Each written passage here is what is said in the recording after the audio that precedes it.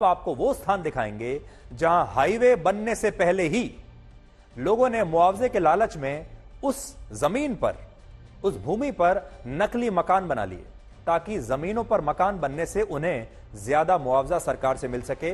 और यह सब कुछ मुआवजा माफिया ने किया है। आपने माफिया तो देखे होंगे, शराब माफिया सुना होगा, ड्रग माफिया सुना होगा, भू माफिया सुना होगा, टैंकर माफिया सुना होगा, अपराधियों के माफियों के बारे में सुना होगा।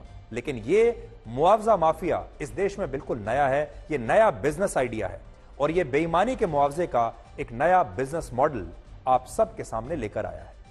यह खबर मध्य प्रदेश से आई है, जहां भारत सरकार ने एक नया नेशनल हाईवे बनाने का प्रस्ताव रखा जो मध्य प्रदेश के सिंगरौली को उत्तर प्रदेश के प्रयागराज से जोड़ेगा।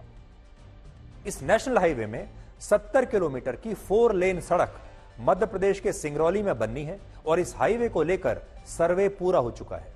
सर्वे होने का मतलब यह है कि सिंगरौली के 33 गांवों में ऐसी सभी जमीनों को चिन्हित किया जा चुका है जिनका हाईवे बनाने के लिए अधिग्रहण होना है। और जब अधिग्रहण होता है तो सरकार एक सर्कल रेट के हिसाब से किसानों को उनकी जमीन का मुआवजा देती है और यहीं से मुआवजा माफिया अपना काम शुरू करता है। और सिंगरौली में बिल्कुल यही हो रहा है। तस्वीरें आप देखते जाइएगा साथ साथ। सिंगरौली में जैसे ही मुआवजा माफिया को यह पता चला कि सरकार ने किसानों की जमीनों का अधिग्रहण करने के लिए सर्वे का काम पूरा कर लिया है, तो इस मुआवजा माफिया ने किसानों से संपर्क करके उन्हें यह बताना शुरू किया कि अगर वो अपनी खाली पड़ी जमीनों और खेतों पर कुछ छोटे मोटे नकली मकान बना लेंगे और ये बताएंगे कि हम यहां रहते हैं, तो उन्हें उनकी जमीनों का सरकार से ज्यादा मुआवजा मिलेगा। और इसी के बाद सिंगरौली के 33 गांवों में जिस जगह से हाईवे को गुजरना था वहां ज्यादा मुआवजा पाने के लालच में 1 महीने के अंदर 2500 से ज्यादा मकान बन चुके हैं। और ये सारे मकान अंदर से खोखले हैं। इनमें 4 फीट की चारदीवारी है, ऊपर से टिन का शेड डाला हुआ है और ये मकान इसलिए बनाए गए हैं ताकि लोगों को सरकार से ज्यादा मुआवजा मिल सके। ये रहने के लिए नहीं बने हैं। रहने के हिसाब से इनमें कोई बिल्डिंग मटेरियल भी नहीं लगाया है। बहुत कमजोर मकान है, रहने के काबिल नहीं। ये दिखावटी मकान है, दिखाने के लिए कि सरकार को यह बताया जा सके कि हम यहां रहते हैं इसलिए हमें ज्यादा मुआवजा चाहिए। अब देखिए बिजनेस मॉडल क्या है। असल में जब जमीन खाली होती है तो उसका मुआवजा कम मिलता है और जब उस जमीन पर कोई कंस्ट्रक्शन हो जाता है या कोई मकान या भवन बन जाता है तो उस जमीन का मुआवजा 4 गुना बढ़ जाता है। उदाहरण के लिए अगर किसी 1 एकड़ जमीन का मुआवजा 5 लाख रुपए है तो उस पर मकान बनने के बाद उसी जमीन का मुआवजा 4 गुना बढ़कर 20 लाख रुपए के आसपास पहुंच जाएगा। और यही वजह है कि सिंगरौली में हाईवे बनने से पहले किसानों की जमीनों पर नकली मकान बन गए और इन मकानों को किसानों ने नहीं बल्कि मुआवजा माफिया ने बनाया है। मुआवजा माफिया लोगों से यह सांठगांठ करता है कि वो उनकी जमीन पर मकान बनाने का खर्च उठाएगा और जब उस मकान का मुआवजा तय होगा तो सरकारी अधिकारियों की भी जेब गर्म करेगा। रिश्वत देने का काम भी उन्हीं का है। और इसके बाद जब उन्हें बढ़ा हुआ मुआवजा मिलेगा तो इसमें एक बड़ा हिस्सा ये माफिया ले जाएगा और एक हिस्सा जमीन का मालिक ले लेगा। यानी ये माफिया इन किसानों के पास आते हैं, उनकी जमीनों पर ये नकली घर बनाते हैं, इन मकानों का सर्वे करने वाले सरकारी अधिकारियों को घूस देते हैं ताकि वो कागजों में इन्हें मकान या भवन बनाकर दिखा सकें और मुआवजे की राशि को सरकारी अधिकारियों से बढ़वा लेते हैं। और जब बढ़ा हुआ मुआवजा आता है तो उसमें से घर वाले मुआवजे का 80% हिस्सा इस माफिया को जाता है और बाकी 20% मुआवजा और जमीन का पूरा मुआवजा किसानों को मिलता है।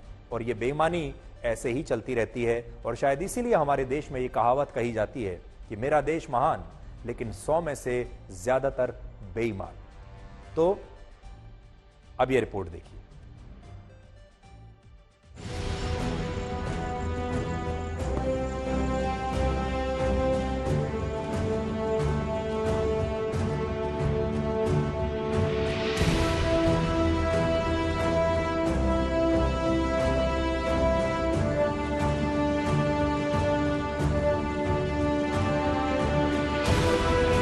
मेरे पीछे जो लाइन से आप देख रहे हैं ये मकान नहीं सिर्फ दीवारें हैं और दीवारों के साथ साथ इसमें कई शेड पड़े हैं। कई ऐसे मकान हैं जहां पे अभी ऊपर शेड नहीं लगाए, सिर्फ बाउंड्री वाल बना दी गई है और काफी कमजोर टाइप में ये घर बनाए गए हैं। ये सिंगरौली से प्रयागराज को जोड़ने वाली राष्ट्रीय राजमार्ग में मुआवजे के खेल के लिए ये घर बनाए गए हैं। जी, हो गया स्थानीय लोगों के वही जैसे 200-500 घर बने हैं और कुछ सीधी, सिंगरौली, उत्तर प्रदेश, बिहार, झारखंड, दूर दूर के लोग भी आके और एग्रीमेंट पे कुछ पैसा मुआवजे की लालच से घर और वगैरह बनवाए हैं यहाँ पे। तो क्या इन घरों पे कोई रहता है जो? नहीं, रहते तो अभी कोई नहीं है, खाली मुआवजे के दृष्टिकोण से बनाया क्या गया। किस तरह एग्रीमेंट होता है, किस तरह खेल होता है वो? एग्रीमेंट हो गया जैसे किसी पट्टेदारी की जमीन है, गरीब है व्यक्ति, तो कोई आया और बोला कि भाई आपको जमीन का पैसा कम मिलेगा और घर बनेगा उसका ज्यादा पैसा मिलेगा, तो हो गया 20%, 30% मालिक को दे के और बाकी 70%, 80% प्रॉफिट के उसमें घर बनवा देते हैं, वही स्टाम्प वगैरह में लिखवा के। यही सब चल रहा है। सर्वे के बाद इस तरह के घर बनाए गए हैं ये? नहीं, ये तो सर्वे के पहले ही बने हैं। हाँ, सर्वे तो बाद में हुआ, नापी वाला। अच्छा। तो बाहर के लोग भी बनाए हैं? पहले तो यहाँ जो प्रशासन का अमला है वो कह रहा था कि यहाँ पे जब मैंने सर्वे कराया था 400 से 500 घर थे, आज की डेट में 3000 घर हैं, तो क्या है? नहीं होंगे 3000 घर। अब ये सर्वे टीम और उनके पास जो रिकॉर्ड होगा वही कंफर्म कर पाएंगे। ये तो आंकड़ा अपने पास नहीं है, ये कैसे हम बता दें 500 थे कि 3000 हो।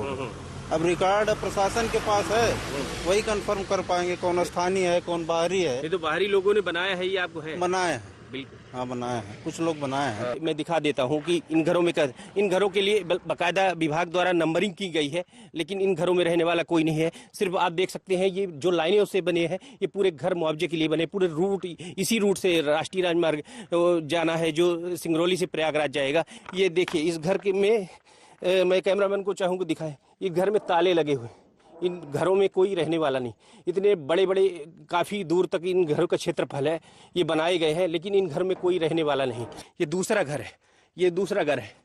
ये यहाँ पे NH 157 का वो भी लगा है। यहाँ पे इन घरों की नंबरिंग कर दी गई है, लेकिन इन घरों में कोई व्यक्ति अभी तक रहने वाला नहीं है। देखिए यहाँ भी पूरी तरह से ताले लगे हुए हैं, कोई यहाँ पर कोई नहीं रहने वाला है। यहाँ से जहाँ तक आप देखेंगे हर जगह घर ही घर दिखाएंगे, लेकिन कोई रहने वाला व्यक्ति नहीं है। सर्वे में जानकारी प्राप्त हुई है कि कुछ लोगों ने 3A के प्रकाशन के बाद अपने मकान निर्माण किए हैं। ऐसे मकानों को चिन्हित किया गया है सर्वे दल के द्वारा, साथ ही उनके फोटो जियोटैग के द्वारा सेव कर लिए गए हैं। यदि कोई निर्माण 3A के प्रकाशन के बाद हमें प्राप्त होता है तो उसको नियमानुसार किसी प्रकार का मुआवजा प्रदान नहीं किया जाएगा। प्राथमिक आकलन के अनुसार लगभग 500 मकान पुराने पाए गए हैं, साथ ही लगभग 2500 मकान नए निर्माण या जो आंशिक रूप से बने हुए पाए गए हैं। अब देखिए, हमने आपको इस बिजनेस मॉडल की, इस गोरख धंधे की खबर दिखाकर इस माफिया के पूरे बिजनेस मॉडल को चौपट कर दिया है। लेकिन बड़ी बात यह है कि इस इलाके में कोई कलेक्टर भी होगा, इस इलाके में SDM भी हैं जो अभी आपसे बात कर रहे थे, इस इलाके में प्रशासन भी है, और इनमें से किसी को यह पता नहीं चला कि उसी इलाके में बड़ी संख्या में हजारों, लगभग 3000 मकान बन गए हैं जहां से यह हाईवे बनना है। और उन्होंने इन सारे मकानों को बनने दिया और यह सब कुछ होने दिया। और आप यह भी सोचिए कि अगर हमें यह बात पता चली है, हमारे रिपोर्टर को यह बात पता चली है, आम जनता को यह बात वहां के पता है, तो क्या कलेक्टर को नहीं पता होगी, SDM को नहीं पता होगी? और इसीलिए मध्य प्रदेश के जो मुख्यमंत्री हैं मोहन यादव, उन्हें भी यह बात हमसे पहले पता होनी चाहिए थी। और आज हम उन्हें भी ये कहना चाहेंगे कि ये जो नया गोरख धंधा है, जो नया बिजनेस मॉडल बन रहा है, उन्हें इसकी पूरी जांच करवानी चाहिए। और अगर उनके प्रशासन का कोई अधिकारी इन लोगों से मिला हुआ है तो उस पर सख्त एक्शन जरूर लेना चाहिए।